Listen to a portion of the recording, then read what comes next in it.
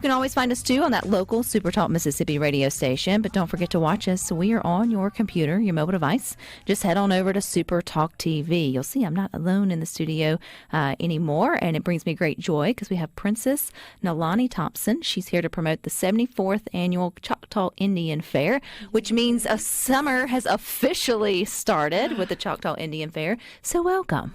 Thank you. Thank you for having me. It's good to have you here. Every year when you ladies come through, I'm always reminded at the sheer beauty that the Princess is and what all it represents in terms of Choctaw's culture and community, and how cool it is to have this conversation and remind folks that we have this incredible event that happens every year, 74 years, for folks to get out and sort of enjoy. So tell us about the Choctaw Indian Fair. Obviously, this is going to be number 74. Yeah. You weren't there 74 years ago, but what was sort of the idea behind the fair? Well, so, years ago, basically our tribe and our people, we used this time to celebrate the summer harvest. And so it was known as the Green Corn Festival back in the day. And basically at that time, that is when family members would come back home. If they've traveled out and ventured off and moved somewhere else, they come back home. And it was basically like a family reunion and fellowship going on for this event. And even though we've involved attractions and, many showcases like stickball, our arts and crafts exhibit, Choctaw social dancing, and, Onsi Cove dinosaur exhibit, the Showa Discovery, which is a playground, and Tushka Village, which showcases traditional games. I mean, we still have that fellowship there, and where, some of my family members still come back at this time when the fair, my uncle was planning on coming down with his kids. They live in New Mexico. And so that's just one example that our people still fellowship, and this is a way for our families and our people to unite as one. And two, and over the years, open your doors or just open it up for others to come in, to learn, to enjoy, to sort of get to see, what it is to be there, and sort of some of the things that you guys do on a regular basis. Talking about stickball. Yeah. That is intense. It is. It is. And it kicked off last night, and it'll run throughout July 13th. So explain it, if someone listening to Good Things, Nalani, has just heard stickball for the first time. How do you describe it? So basically, back then it was used to settle disputes. I need to give background history for them to really grasp it. So back in the day, it was used to settle disputes among different tribes or even within our own communities. I mean, for territorial reasons or, many other reasons that involve needing that kind of war, because that's exactly what it was for. It was war. And, with just like anyone else, any other country, they go to war. That was our version of it. And so basically, it's known as the little brother of war for that reason, and the granddaddy of all American field sports. And there are 30 players on each team. There's two teams. There's two teams for each game. And then nowadays it's played on a football field.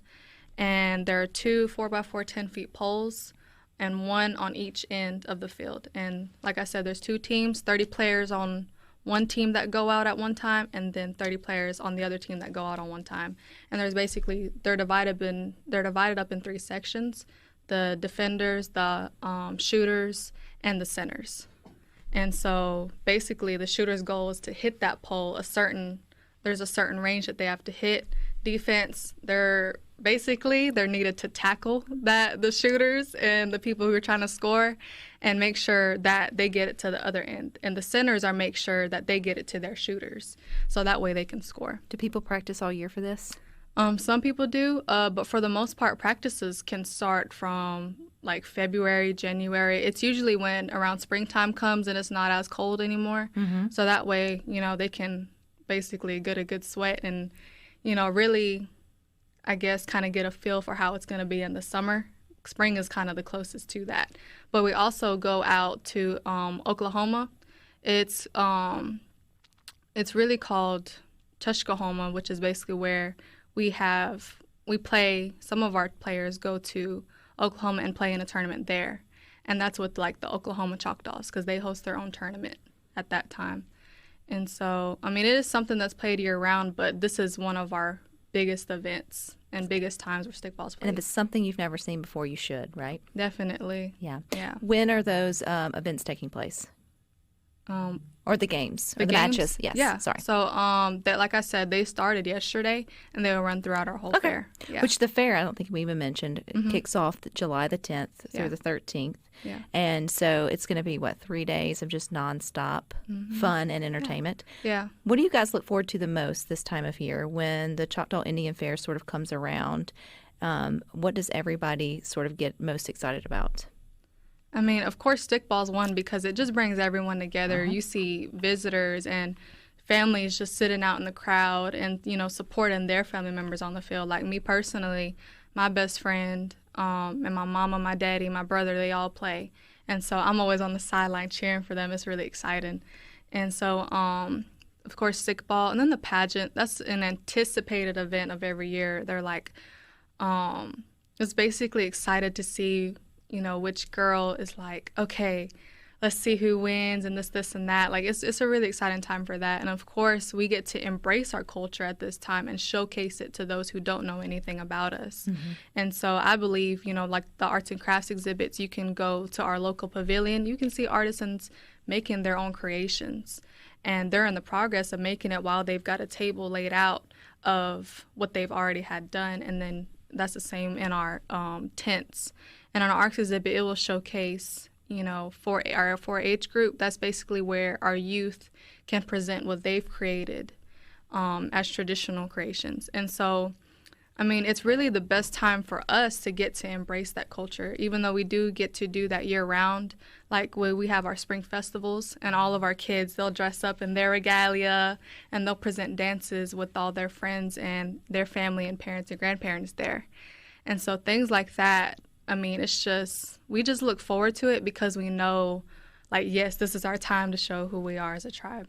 And again, if you haven't ever been, I totally encourage you to do it. It's a little hot, but that's okay. It's July. It's going to be hot everywhere you go in Mississippi in July. But it's something that you won't ever forget. And it's always something you walk away with, learning something new for sure. When does the pageant take place? The pageant will take place next Wednesday, actually. So it's officially a week away. And the pageant is always the first night of the official fair. And that is where I will be doing my final farewell, and then I will get to crown the next princess. And so it's a real exciting time. So we have Miss Mississippi and others on here talking about their pageants, and it feels like this one's a little bit different. They may hear pageant, but I feel like you guys have it set up where it's more about who's representing your culture, who's representing your tribe out into the world for the next year. And it looks a little different. I don't know if there's the same kind of aspects of the pageant as there are in traditional pageants. Yeah. So share a little bit about what makes it a little bit more unique and special. Well, like you already said, we embrace that cultural aspect because, essentially as a princess, you are the ambassador of your tribe. And so, of course, what that means is, as for my experience, I've been traveling, I'll go around my local communities in our tribe and I'll do welcomes, I'll do prayers, and sometimes I'll have to be in conferences and maybe do a little welcome there. And I get to sit in these important meetings, and as well as getting to speak in front of kids. So it's like, of course, when someone doesn't know anything about us, I get the opportunity to tell them that. So, I necessarily have to be ready for anything. And, with the pageant, they kind of prepared you for that because in the pageant, we've got a banquet. Of course, we start practices, I want to say in June to get here in July. And so there is a congeniality party. They've also do a banquet where they get to meet the judges, and I'll be there too with them, and they'll get to introduce themselves in front of the judges, as well as the day before the pageant they do an interview with them, and that accounts for a good amount of points, I would say. And then at the beginning of the pageant, this doesn't count for any points, but they get to introduce themselves to everybody in the crowd of who they're representing and, welcome and basically introducing themselves and who they're representing. Then you go to the personal presentation part, which is you're showcasing what is basically special to you and particular to you about being Choctaw. It could really be about anything. And for the most part, people talk about adversity, but in my experience, I kind of talked about how I'm part of a legacy of drum makers, bead makers, dressmakers, and I even got the opportunity to make dress and bead set myself. And which, so if they're watching on SuperTalk TV, they see that your dress is beautiful and your beadwork also. Yeah. We've got more with Princess Nalani coming up next here on Good Thing. We're also streaming from that SuperTalk Mississippi app. We're always on your local SuperTalk Mississippi radio station, but I encourage you to head on over to SuperTalk TV on your computer or your mobile device, because we're continuing our conversation with Princess Nalani Thompson. She is here to promote the 74th Choctaw Indian Fair, and she's absolutely stunning in her wardrobe, which is all handmade, right? From the tippy top to the very bottom, Yes. which is very traditional for the Choctaw culture to hand make things, which I love. It's so personal, and then it's also the quality of it. It just has such meaning. So for those that are watching at supertalk.fm or at SuperTalk TV, kind of walk us through. You don't have to go through every bit of your garment, but kind of explain the significance and maybe a little background on who provided your outfit. Yeah, so the significance is basically this is what our women, our Choctaw wore, for generations. And so we as the princess, it's honorable because, the elders who used to wear these, they look at us and like, yes, our culture is still preserved. And then our young ones look up to us and they aspire to wear the same thing. So it's really something that I carry with honor and pride. And so who made the dress? This one specifically, I've got, I want to say about 10 others, because, within our tribe, they sometimes they'll be like, hey, if you need to borrow a bead set, I'll let you borrow one. Or, other princesses will be like, hey, I got a dress for you if you need it, that kind of thing. And so I've got some ones that I already had and that they gave to me. So the dress was made by Maritza Garcia, and the bead set is by my mother, Kaylee Jones, and then the crown was made by J. Drew Bell from the Standing Pine community, and the sash is by Miss Tashai Williamson. All beautiful.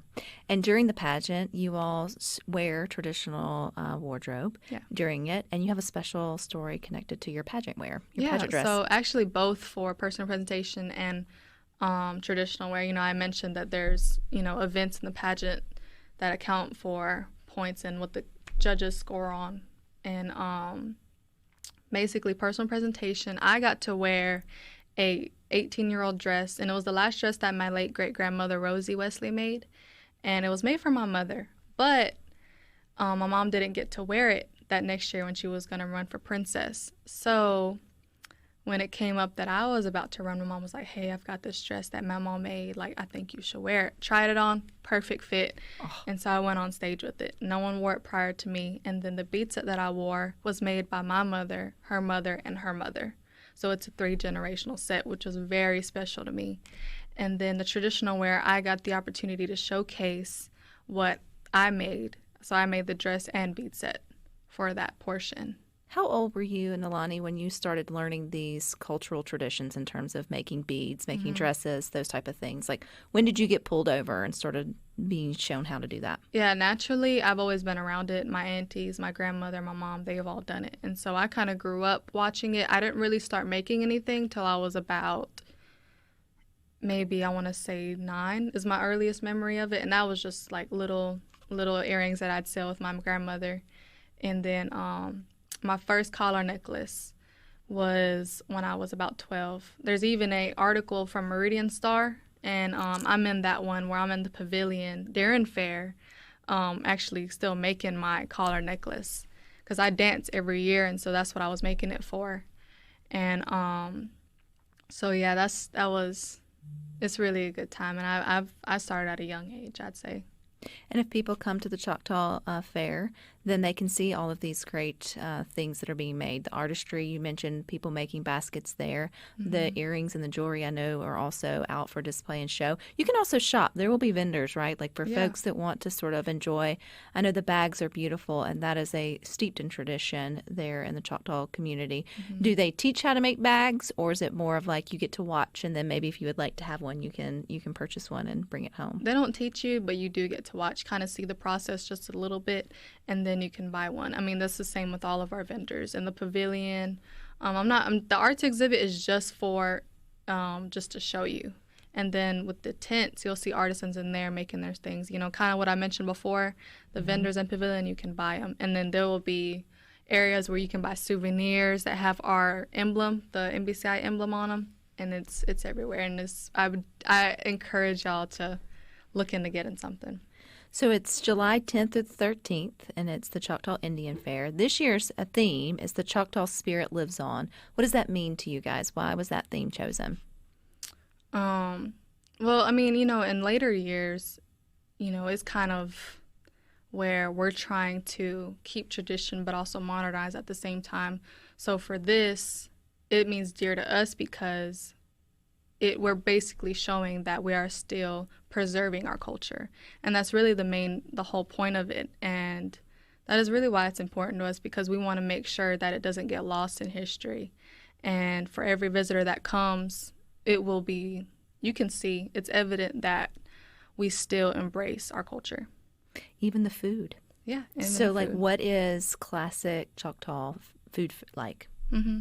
Yeah, so there will be some local food makers who will have stands out there, and it's called Aimpa Village, and there will be other food trucks that people, local food trucks will sell things, but we've also got traditional food there, such as Indian tacos. Have you ever had an Indian taco? No, explain it. I like a taco, though. Yeah. So it's kind of, the taco part is there, but with the instead of a taco shell, we have a fry bread. And the fry bread is basically about this big, doughy, fluffy, and it's just amazing. It's got a little hole in the middle. I don't know, that just always sticks out to me whenever I tell people about it. And it's just so airy, an airy dough. It's not necessarily bread, and it's just fluffy, almost like a biscuit, but fluffier. And then you have your ground beef. You have got your lettuce, tomato, sour cream, cheese. And some people like to cut it. I just pick it up and eat it. That's how I've always done it. But my personal favorite would be hominy and fry bread. So I already explained the fry bread portion. But the hominy, it's my favorite because it's nostalgic to me. I remember my grandmother making it outside, and it was just always a good time. And me and my family, it's just a family favorite, and for every other family, like I'm sure they can have their earliest memory of eating hominy and fry bread. And so I encourage everyone to check out both. We've got some amazing food makers who really put their all into it to make it best for you visitors. We have a text that came in, Nalani, that says fry bread tacos are the best. Mm-hmm. So, yeah, I would think, man, if you're going to go to the Choctaw Indian Fair, you need to at least have some of the traditional food and see the stickball and watch the dancing and sort of immerse yourself. But you can also go for other fun, like concerts and things like that. So if we are wanting maybe a little bit more entertainment, what's on the concert docket, or how can we find that out? Yeah, so the first Wednesday is dedicated just towards the pageant, but Thursday through Saturday, we'll have those concerts. And Thursday, Michael W. Smith will be performing. He's a Christian artist. That Friday is I Love the 90s tour, and it'll feature Blackstreet, Montel Jordan, Young MC, and Rob Bass. And then that Saturday is Tyler Hubbard, and he's a country artist. Oh, I looked at Rhino as soon as you said the 90s. I was like, yes. And poor you probably wouldn't even know when were you born? I was born 2006. Oh, that'll make you feel old real quickly. You should never ask a young princess what year she was born. So, yes. But the 90s thing, I think there are a lot of folks who are like, oh, man, that sounds like a lot of fun. That was back in my heyday, as they would say. I know, my mama said the same thing. Yeah, okay. She was like, y'all kids going to be out there. Y'all going to be acting wild. I said, Mama, this is y'all's moment. We lit, I promise. You won't see many people. I listen to it, but I think it's important, like you said, in your generation, y'all listen to a bunch of 90s music. I love it too, but you have your own generation. I get that, yeah. Yeah, I'm like, y'all got it. Y'all good. Is it something, if we come for the concerts, do we need to bring lawn chairs, blankets, or is it stadium? I suggest it. Yeah. I suggest it when you come. Just make sure you have a long chair. Maybe have a raincoat because it does rain every now and then, but for the most part, it doesn't. So you have an umbrella, raincoat, bring your long chair because most of the time the bleachers are packed. There's no room. And so at the bottom, the ground part, you can set out chairs everywhere around the concert. If we want to see the whole lineup for the Choctaw Indian Fair, Nalani, where do we go to do that? Y'all can just search www.choctawindianfair.com, or y'all can go to Facebook and search up Choctaw Indian Fair, and you'll see a little slideshow, a preview. My face and my friends, the first, second alternate will pop up, chief, sports, all that kind of stuff. And you can get to see a preview of what will go on in our fair. And then if you're looking for tickets also, because I know people are curious about that, you can get them at our fair. But if you want to pre-order, you can do it online by e-tix. And then you'll find the season passes and day passes for kids and adults. I know you'll be giving away the crown come July the 10th, but that's not where your story ends, Nalani. Where are you headed next? I'm going to the University of Southern Mississippi. To the top! Yes. You chose the best in the state. I appreciate your time today, Nalani. I encourage everybody to get out, enjoy the Choctaw Indian Fair. That's the 74th annual that's coming up July 10th through the 13th. But stick with us. We got more for you coming up next.